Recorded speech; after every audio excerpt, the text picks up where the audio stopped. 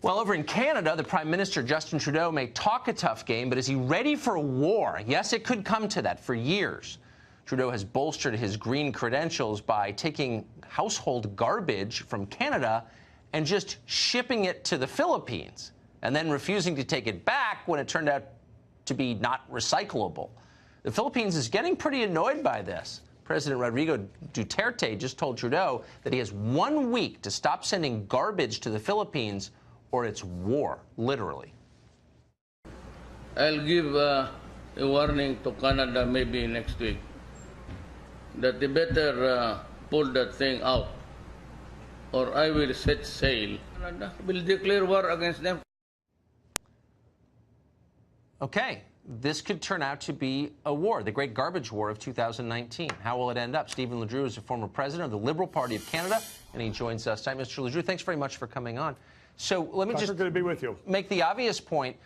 Justin Trudeau, woke, sensitive Justin Trudeau, is sending garbage to the Philippines. How racist is that? I don't think it's racist at all. I mean, it's out of sight, out of mind. We send garbage to Michigan all the time. We have Again, for years and years. Yeah. Well, I don't think that's racist sent to Michigan. Obviously, somebody in the Philippines said when they were receiving it, we will take this garbage. You're going to pay us to take it, and they're doing so. Later on, they changed their mind. Just to clarify, in the United States, yes, when we don't like something, we just call it racist. It doesn't have to be actually racist, but that's just so you know how we talk now. So it's just that's racist means Tucker, I don't like it.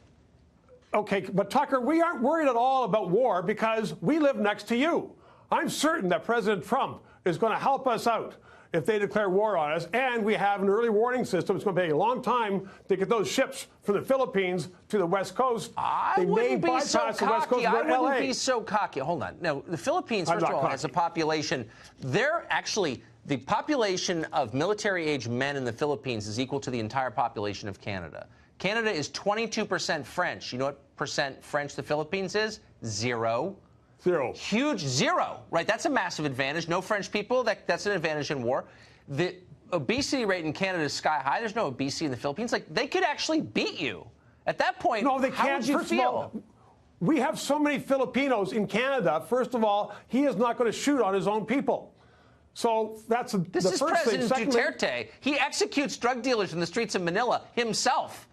So, like, but they aren't drug dealers in Canada. They're nice people. They come to Canada, and they fit into our society, and they work hard, and they build futures. So it's nothing to do with drug dealers. I think this is a problem that Trudeau is going to say, it wasn't me. It was the earlier government. It was those bad guys who were in power before me. Because, as you know, Tucker, he is under a lot of strain these days. He hasn't been successful. No, well, and he doesn't want another failure. I got to ask you. I mean, so from our point of view, and our president takes a lot of heat internationally, and some of it he brings on himself, whatever. But Justin Trudeau really is a buffoon. That's our perspective anyway. He seems totally callow and just sort of fraudulent. Is that the perception in Canada? Well, it is becoming the perception, unfortunately. He himself said that his role is largely ceremonial. In fact, he is the most powerful person in the country. But he says it's ceremonial. And in fact, on one of our national news magazines last week, they had a picture of Trudeau, imposter, across it. So that's something that wouldn't have happened in normal times. It all started when he played Mr. Dress-Up and went to India, and the whole world was laughing at him. You remember that. I remember very well. That's why I was shocked that he would send his garbage to the Philippines. A struggling third world country needs more Canadian garbage? I mean, it just seemed so insensitive. And that seemed like, I don't know, that seemed like a form of colonialism, garbage colonialism. I don't think it's a question of insensitivity. You know, Tucker, our prime minister is very, very sensitive. Why is he sending his hair gel bottles to Manila? It just seems like white privilege to me. I'm just throwing that out there. Stephen, great to see you tonight. They made a lot of money, Tucker. It's racism.